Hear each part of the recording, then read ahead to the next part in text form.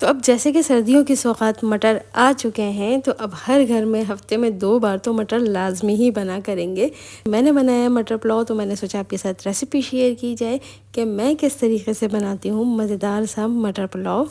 अस्सलाम वालेकुम एवरीवन, क्या हाल चाल है? उम्मीद करती हूँ सब लोग बिल्कुल खैरियत से होंगे। तो वेलकम बैक टू टमीलिशियस किचन, जहाँ आज बन रहा है बहुत ही मज़ेदार टेस्टी सा मटर पुलाव। तो चलिए बिना टाइम वेस्ट किए रेसिपी की तरफ और शुरू करते हैं अल्लाह ताला के बाबरकत नाम से, जो बहुत मेहरबान निहायत रहम करने वाला है।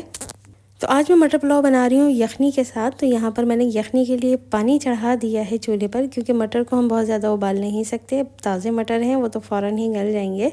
तो बस इस पानी में फ्लेवर देना है। मैंने फ्लेवर देने के लिए यहाँ पर मैं इसमें ऐड करूँगी 5 से 6 अदद लहसुन की जवे, ताकि इसके अच्छा सा फ्लेवर आ जाए। और इसको मैंने छीला नहीं है, इसको मैंने वॉश करके ऐसे ही इसमें डाल दिया है।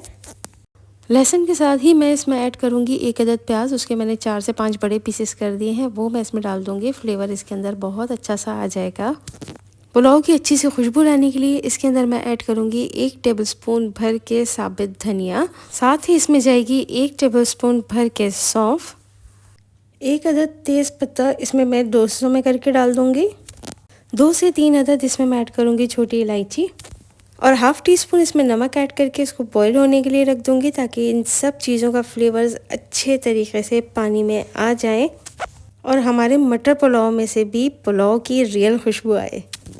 यखनी को जितना ज़्यादा पकाएंगे उतनी ही अच्छी खुशबू हमारे पुलाव में आएगी। तो वो मैंने तकरीबन 45 से 50 मिनट तक के लिए हल्की आंच पे पका लिया था और अच्छे तरीके से सारा फ्लेवर आ गया था।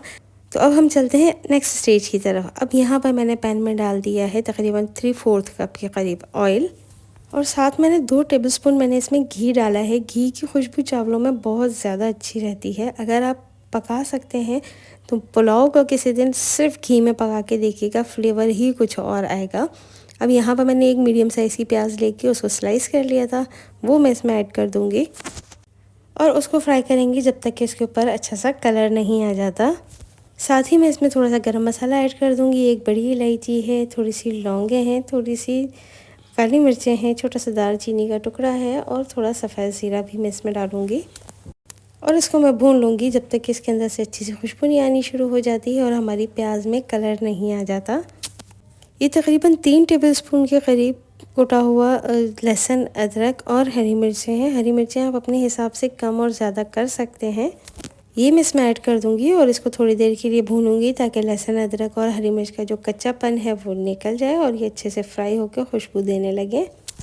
अब मैं यहाँ पर इसमें मटर ऐड कर दूंगी। ये तकरीबन आधा किलो छिले हुए मटर हैं और इनको मैंने इस तरीके से थैली में धो के रख दिया था। तो बस अब मैं ये इसमें ऐड कर दूंगी और पानी ऐड करूँगी, ताकि मटर हमारे बहुत अच्छे तरीके से गल जाएँ। पुलाव के फ्लेवर को मज़ीद इन्हेंस करने के लिए यहाँ पर मैं यूज़ करूँगी Knorr chicken cube soup stock. आप चाहें तो नहीं भी यूज़ करें, ये कोई मैंडेटरी नहीं है, लेकिन मुझे इसका फ्लेवर अच्छा लगता है पुलाव में। तो बस मैं यहाँ पर 1 क्यूब इसका वो भी डाल दूँगी साथ में ही। 3 से 4 यहाँ पर मैंने आलू बुखारे भी डाल दिए हैं और साथ में मैं ऐड करूँगी आधी प्याली दही। ये मुझे बाद में याद आया, तो मैंने 1 बादियान का फूल भी इसमें डाल दिया था। आधा चमचा मैं इसके अंदर नमक डालूंगी। बाकी नमक मैं बाद में चावल डालने के बाद एडजस्ट कर दूंगी, क्योंकि मैंने उस पानी में भी नमक डाला था जो कि यखनी पका रही हूँ। और इसको ढक देंगे ताकि ये मटर अच्छे तरीके से हमारे गल जाएं। क्योंकि इस सीज़न के नए नए मटर आ रहे हैं तो ये बहुत जल्दी गल जाएंगे, 20 से 25 मिनट मैक्सिमम लगेंगे। और ये मटर मेरे गल गए थे।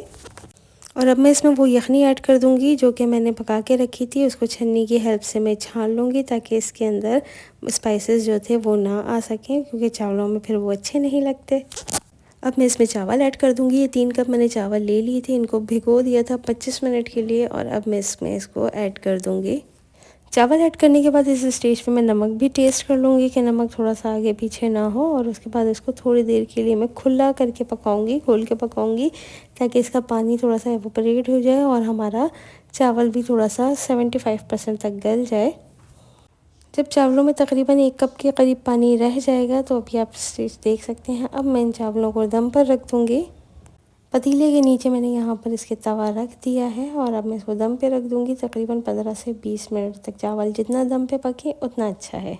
चावल जब तक दम हो रहे थे यहाँ रायता तैयार कर लेते हैं। यहाँ मैंने दही ले लिया है, उसमें मोटा मोटा सा सफ़ेद ज़ीरा हाथों से मसल कर वो डाल दिया है, नमक डाल दिया है और इसको मैं बहुत अच्छे तरीके से मिक्स कर लूँगी।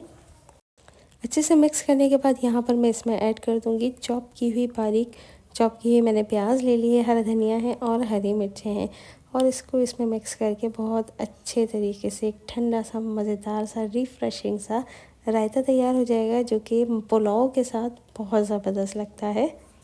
फिर चाहे गोश्त का बनाएं या मटर का बनाएं, ये पुलाव के साथ ये रायता आप कभी भी नहीं भूलेंगे। और यहाँ हमारे चावल भी रेडी हो गए हैं, इसको मैंने गार्निश कर दिया है तली हुई प्याज के साथ, हरी मिर्च जो मैंने इसके अंदर डाली थी वो, और ये हमारा मटर पुलाव बहुत ही मज़ेदार बहुत ही यम्मी सा तैयार है। ज़रूर ट्राई कीजिएगा और सर्दियों का लुत्फ़ उठाइएगा। इजाज़त चाहती हूँ, दुआओं में याद रखिएगा। अल्लाह हाफ़िज़।